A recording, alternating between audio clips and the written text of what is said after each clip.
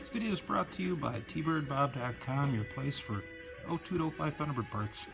So I had a question about the rear defroster wiring harness, and going to go through it. This is on a hardtop, and so we'll start at the connection. So these are the two contacts that make contact with the vehicle, and one positive, one negative.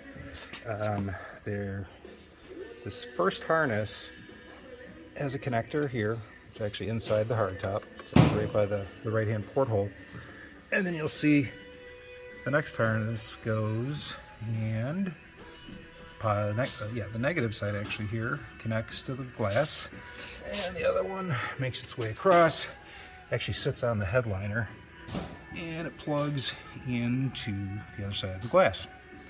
So again, this is harness 1.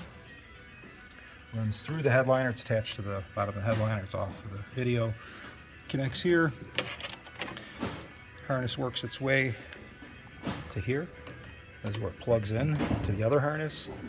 This harness comes with the handle. And again, a shot of the two contacts, positive and negative.